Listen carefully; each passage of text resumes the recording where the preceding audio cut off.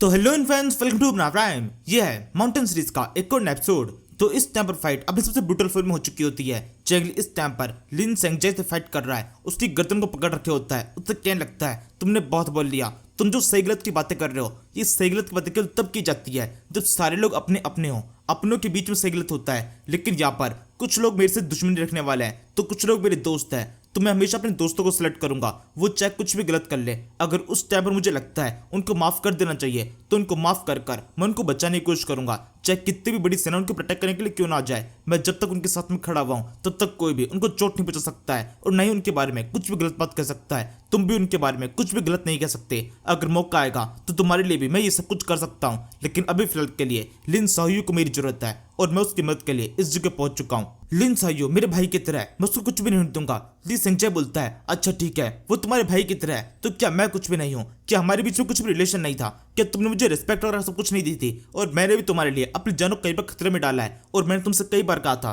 कि अपनी जान को मैं तुम्हारे लिए और भी आगे खतरे में डाल सकता हूँ, और ये बात मैंने कई बार प्रूव भी की है। लेकिन इसके बावजूद भी तुम आज इस तरीके से मुझसे फाइट कर रहे हो। चेंगली बोलता है हाँ बिल्कुल, मैं फाइट कर रहा हूँ अपने एक साथी को बचाने के लिए। अपने साथी को बचाने के लिए मैं तुम्हारी जान को खतरे में डाल सकता हूँ, क्योंकि तुम उसको मारने की कोशिश कर रहे हो। और उसको बचाने के लिए अगर तुम मेरे रास्ते में आते हो तो मैं तुम्हारा भी फायदा उठाने के लिए तैयार हो जाऊंगा, और अब मैं वैसा ही करने वाला हूँ। ये कि तो चेंगली ली सेंगजाई की गर्दन के ऊपर भी तलवार रख देता है। सभी सिपाहियों से कहने लगता है सब के सब पीछे हट जाओ, अगर किसी ने रास्ते में आने की कोशिश की तो उसकी गर्दन काट दी जाएगी। इस पे ली सेंगजाई बोलता है कि सच में तुम ऐसा करने वाले हो? क्या तुम सच्चे मुझे मार दोगे? चेंगली बोलता है वो तो इस चीज में डिपेंड करता है कि तुम्हारे सिपाही तुम्हारी कितनी बात को मानते हैं। अगर तुम्हारी जान उनके लिए कीमती होगी तो तुरंत ही पीछे हट जाएंगे और तुम्हारी जान बच जाएगी। लेकिन अगर उन्होंने कुछ भी छेड़ करने की कोशिश की तो इसके अलावा मेरे पास कोई दूसरा रास्ता नहीं होगा। इस टाइम पर सारे सिपाहियों ने चेंगली को घेर लिया होता है। वो चेंगली को पीछे हटने के लिए कहते हैं, सेंगजाई को छोड़ने के लिए कहते हैं, लेकिन चेंगली मना कर देता है। वो अभी भी सेम धमकी दे रहा है कि अगर हिलने की कोशिश की या फिर कुछ भी छेड़ की तो उसकी गर्दन काट दी जाएगी। सिपाही इस टाइम पर कब्जे तक घबराए हुए होते हैं। तभी संजय बोलता है तुम यहाँ पर टोर्नेडो क्रिएट क्यों नहीं कर रहे? तुम्हारे पास में एक इमोर्टल है, तुम आसानी से इसको कर सकते हो और आसानी से इस पूरी सेना को नष्ट कर सकते हो। इस पर चेंगली बोलता है जो इमोर्टल है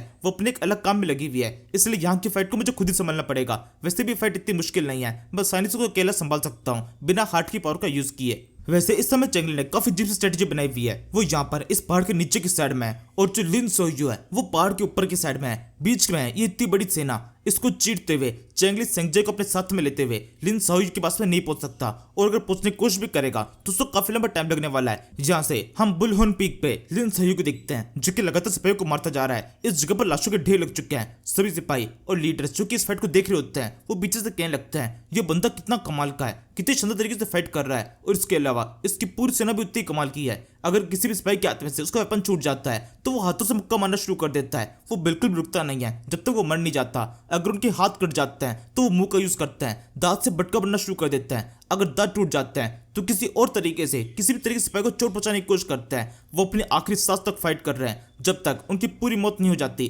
तब तक वो फाइट करते ही रहते हैं। ये सब किस तरह के फाइटर्स हैं? एक टाइम पर जो कहा जाता था कि रिंग ट्राइब की सेना बहुत ताकतवर होती है, बहुत खूंखार होती है, लेकिन इन सिपाहियों को देखकर ऐसा लग रहा है ये तो रिंग ट्राइब से भी कहीं ज्यादा आगे है, आसानी से इतनी बड़ी सेना से फाइट कर पा रहा है और फिर भी रुक नहीं रहा है। तभी ली लेंटियन बोलता है लेकिन सबसे कुछ फर्क नहीं पड़ता, ये भले कितने खूंखार हो लेकिन फिर भी इनको चारों से घेर लिया गया है। कुछ टाइम के अंदर इनका लीडर खत्म हो जाएगा और लीडर के मरने के साथ में पूरी सेना भी खत्म हो जाएगी। इस समय दिखाई देता है लिन साहयू को पूरी सेना ने चारों से घेर रखा है। वो अकेला यहाँ पे बीच के अंदर खड़ा हुआ है और चारों तरफ दुश्मन के सिपाही है जो कि उसको अटैक करना शुरू कर चुके होते हैं। वो उस पर अटैक करते बोलने लगते हैं अब तुम कहीं भी भाग नहीं सकते हो, तुम्हारी मौत तय है। तभी लिन साओ इनके ऊपर कई सारे अटैक करता है और सिपाहियों को बुरी तरह से मारना शुरू कर देता है। तभी कुछ और सिपाही अपने स्पीड से उसके ऊपर अटैक करते हैं। साहयू अपने भाले से अटैक को ब्लॉक कर लेता है, लेकिन यहाँ पर एक अलग चीज होती है। ये दो सिपाही तो अटैक कर ही रहे हैं, लेकिन इसके अलावा एक तीसरा सिपाही भी जगह मौजूद है जो कि अपनी तलवार को सीधे उसके पांव में घुसा देता है और लिन साहयू बुरी तरह से घायल हो चुका है। जो सिपाही को लगता है साहयू कमजोर हो चुका है, सब चिल्लाते बोलने लगते हैं उसके पांव पर एक पांव पर अटैक हो चुका है, जल्दी उसके सर के ऊपर अटैक करके सर को काट दो। इस समय लीडर्स को भी लगता है हाँ बिल्कुल अब फाइट खत्म हो जाएगी, लिन साहयू को जस्ट अभी खत्म कर दिया जाएगा। वो भी आगे बढ़ते बोलने लगते हैं हाँ जल्दी से उसको अटैक करो और उसे खत्म कर दो। सिपाही तेजी से साहयू के पास में आकर उससे गर्दन काटने की कोशिश करते हैं, लेकिन इतना भी आसान नहीं है। साहयू अपने स्पीड को बहुत बुरी तरह से घुमाता है और एक झटके में जितने सिपाही उसके आसपास में होते हैं वो सबके सब कटना शुरू हो जाते हैं। और यहाँ से लीडर्स ये निष्कर्ष निकालते हैं कि इस फाइट को ऐसे खत्म नहीं किया जा सकता। इस फाइट का केवल एक एंड होने वाला है, लिन साहयू खुद की थकान से मरेगा। उसको इस तरह चोट पहुंचा के नहीं मार सकते, जब वो थक के एकदम चूर हो जाएगा तभी उसको खत्म कर सकते हैं। इसके बाद में इस जगह पर एक बहुत बड़ा सा ड्रैगन दिखाई देता है। ये ड्रैगन इतना ज्यादा बड़ा है कि जितने भी सिपाही उसके आसपास में थे सब के सब कट फट गए। जब पीछे की साइड में सिपाही होता है वो कहने लगता है ये क्या हुआ। 3 जनरल उसके पास में थे, तीनों जनरल को इसने एक ही सेकंड में खत्म कर दिया और साथ में जितने भी सिपाही थे, दर्जनों सिपाही जिन्होंने उसको घेर के रखा था, वो सब भी खत्म हो गए। ये बंदा कितना खतरनाक है। इस पे साथ वाले जनरल बोलने लगता है हाँ बिल्कुल ये बंदा बहुत खतरनाक है। ली लैंटियन जैसा कि हमने सोचा था इसको थकान से मार दे सकता है, बस वही तरीका है, हमें इंतजार करना पड़ेगा। लैंटियन बोलता है नहीं इंतजार करने की कोई जरूरत नहीं है, इसने जो भी आखिरी अटैक किया था इस ट्रैक के अंदर इसकी पूरी एनर्जी निकल चुकी है, ये परफेक्ट टाइम है इसको प्रोटेक्ट करके इसे खत्म कर देने का। जल्दी से उसको खत्म करो, उसकी हालत देखो, मुझे नहीं लगता अब वो बिल्कुल ही मूव कर सकता है। इस टाइम पर लिन सयू दिखाई देता है, सच में उसकी हालत बहुत ज्यादा खराब है। उसके हाथों पांव उसके लोग कंधों तक पे कब से स्पेयर वगैरह घुसे हुए हैं, पूरी बॉडी कट फट गई है और हर जगह से खून बह रहा है। सयू उस टाइम पर जेल में बैठा हुआ होता है। इस समय सयू की हालत देखकर सभी सिपाही घबराए हुए होते हैं, पीछे की साइड से सब कुछ देख रहे हैं, बिल्कुल भी उनमें से किसी भी अलग बढ़ने की हिम्मत नहीं हो रही। तभी ली लैंटियन अपने सारे सिपाहियों से कहने लगता है अभी सबके सब आगे बढ़ो और उसे खत्म कर दो, हमें अभी उसे खत्म करना पड़ेगा। इस समय सयू को भी थोड़ा जोश आता है, वो बहुत ही गुस्से में उसकी तरफ घूर के देख रहा होता है, एकदम थका हुआ सा है और थकान के समय उसके चेहरे पर जो एक्सप्रेशन होता है वो कब ज्यादा खतरनाक है। तो पीछे की साइड से एक अलग से आवाज आती है, कोई चिल्लाते बोल रहा होता है देखो उस तरफ से क्या हो रहा है, वो कोई अजीब सी चीज है, ये तो वही भैंसा है, ये चैंगली का भैंसा है। और इसी के साथ में चैंगली की जगह पर एंट्री होती है। चैंगली इस भैंसों के ऊपर सवार होकर ली सेंगजाई को अपने साथ में लिए हुए इस जगह पर आ रहा होता है, साथ में सभी सिपाहियों को भी काटता जा रहा है। न्यू भी उसके साथ में ही है क्योंकि चैंगली ने इस टाइम पर ली सेंगजाई को पकड़ रखा है, इसलिए ज्यादा सिपाही उसके प्रोटेक्ट करने की कोशिश नहीं करते। उसके लिए अब का सफर करना काफी ज्यादा आसान हो जाता है। भैंसे की मदद से वो बहुत जल्दी इस जगह पहुंच चुके हैं। सेंगजाई इस टाइम पर पूरी तरह से बंधा हुआ है एक स्पेयर के ऊपर और न्यू ने उसको पकड़ रखा है और इस समय वो लगातार उसको गाली वगैरह भी दे रहा होता है। चैंगली भी यही सेम चीज कर रहा है, गाली देते हुए आगे बढ़ता जा रहा है। इस टाइम पर संग बोकोंग और जो एम्परर कोई है तो चिल्लाते हुए पूरी सिपाहियों से कहने लगता है ऐसे पीछे हटने की बिल्कुल भी जरूरत नहीं है, इससे कोई फर्क नहीं पड़ता कि उसने किसी लीडर को पकड़ के रखा है, जल्दी से उसको प्रोटेक्ट करो और उसे खत्म कर दो। अगर किसी लीडर की जान चली भी जाती है तो भी कोई फर्क नहीं पड़ता है। इस समय केवल ये दोनों ही नहीं बल्कि इसके अलावा ली लैंटर्न के जितने सिपाही है वो सब भी यही सोचते होते हैं। वो यहाँ के जनरल से बोलने लगते हैं ये बिल्कुल सही तरीका है, इस बहाने से हम ली सेंगजाई को खत्म कर सकते हैं। अगर चैंगली को मारने के चक्कर में ली सेंगजाई की जान चली भी जाती है तो भी कोई फर्क नहीं पड़ता, उसके ऊपर अटैक करो और उसको खत्म कर दो। इस तरीके से फ्यूचर में जो फाइट होने वाली है तख्त के लिए जो 2 उत्तराधिकारी सामने आने वाले हैं उनमें से केवल एक ही बचेगा और एक मारा जाएगा और इससे एक फाइट खत्म हो जाएगी, कई सारे सिपाहियों की जान बच जाएगी। सभी सिपाही इस बारे में बात कर रहे होते हैं। ली लैंटर्न की बात बताई जाती है और फिर एंड में डिसाइड होता है इनके ऊपर एरो फायर कर दिए जाएंगे। और जब ये सब कुछ हो रहा है तब न्यू जो कि इस भैंसे की ओर बैठी हुई है वो सेंगजाई को पकड़े पकड़े इस भाले को हिला रही होती है और सेंगजाई बुरी तरह से घबरा रहा होता है। वो लगातार एक रोलर कोस्टर राइड के अंदर घूम रहा है, वो चिल्लाने लगता है तुम इस तरीके से मुझे एक शील्ड की तरह यूज नहीं कर सकते, जल्दी से मुझे छोड़ दो और मुझे जाने दो। चैंगली बोलने लगता है अभी तो तुम्हारा यूज करना शुरू किया है, देखते जाओ मैं तुम्हारा किस किस तरीके से यूज करता हूँ। तभी उधर काफी सारे एरोज दिखाई देने लगते हैं, आसमान में एरोज दिखाई दे रहे हैं, चारों तरफ केवल तीर ही तीर है। सेंगजाई घबरा जाता है कि इन तीरों का शिकार वो खुद बनने वाला है। चैंगली तो किसी तरह खुद को बचा लेगा लेकिन वो बंधा हुआ है और वो बुरी मौत यहाँ पे मरने वाला है। वो चिल्लाते सिपाहियों से कहने लगता है ये सब किस तरह की हरकत है, क्या तुम्हें दिखाई नहीं दे रहा कि यहाँ पर मैं भी हूँ, इन सारे एरोज की चपेट में मैं खुद भी आ सकता हूँ और मैं मार दे सकता हूँ, इन तीरों किसी भी तरह से रोको। तभी न्यू जिसने भैंसे को पकड़ा हुआ है वो उसके कान के ऊपर जरा सा अपना हाथ लगाती है और ये एक इशारा होता है, वो भैंसा जो चिल्लाना शुरू कर देता है और इतना ही काफी है उन सारे तीरों को साइड पे करने के लिए। एक चिंगाड़ के साथ में सारे तीर उधर बिखर जाते हैं और सेंगजाई जो कि उसके पास में ही है उसके कान बुढ़ते से बच जाते हैं। वो चिल्लाते बोलने लगता है ये सब कुछ क्या है, मैं वॉर्नर को इस बारे में बताऊंगा, वो जरूर तुम्हारी खबर लेगी कि तुमने इस तरीके से मुझे टॉर्चर करने की कोशिश की। इस समय सभी सिपाहियों के ऊपर इसका इफेक्ट दिखाई दे रहा होता है, उन सभी कान जोर से बजना शुरू कर देते हैं। तभी ये भैंसा एकदम से हवा में उछल जाता है, बहुत ऊंचा उछलता है, सिपाही को नजर नहीं पड़ती कहां गए। सिपाही चलने लगते हैं, देखो वहां ऊपर की तरफ वो भैंसा हवा में उड़ रहा है और फिर ऐसे भैंसा उछलते हुए सीधे इन सारी सेना को चीरते हुए दूसरी तरफ जाके गिरता है। चैंगली इस समय दोनों सेनाओं के बीच में जो भाग्य सेना होती है चिल्ला के बोलने लगती है ये बंदा चैंगली है और यहाँ से जस्टिस कल्ट को पता चलता है कि चैंगली यहाँ पहुंच चुका है, वो बंदा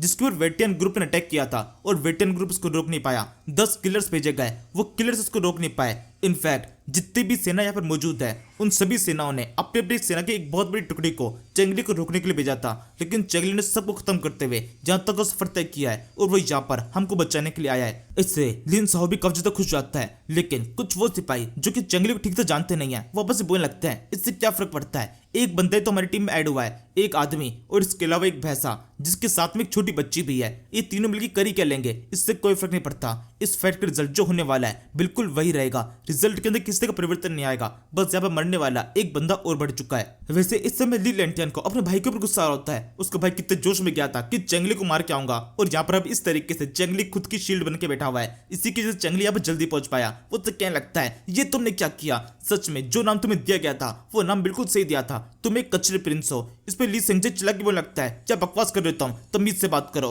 अभी भी मैं एक प्रिंस हूँ, मैं वहां पर इससे लड़ने के लिए गया था, इससे मैंने लड़ाई भी की, अपनी जान की बाजी लगा दी, लेकिन फिर भी चेंगली ने मुझे हरा दिया। अगर तुम में दम है तो तुम आगे बढ़ो और इसे फाइट करके दिखाओ। तभी ली लैंटियन चेंगली से बोलने लगता है मेरे भाई को तुमने पकड़ लिया, लेकिन इससे कोई फर्क नहीं पड़ता। ये मत सोचना कि तुम्हारे पास मेरा भाई है, इसके चक्कर में हम तुम्हारे साथ में किसी भी तरह दया दिखाएंगे। हमें तुम्हें खत्म करना है और हम तुम्हें खत्म करके रहेंगे, चाहे इसके बदले में तुम किसी को भी क्यों ना मार दो। चेंगली भी सोचने लगता है हाँ बिल्कुल ये तो सही बात है, इनमें से किसी को भी ली सेंगजे की जान की बिल्कुल भी चिंता नहीं है। वैसे मैं ढूंढ रहा हूँ वो बॉकोंग किस जगह पर है और एम्पर कुई किस जगह पर है। तभी चेंगली की इन दोनों के ऊपर नजर पड़ती है।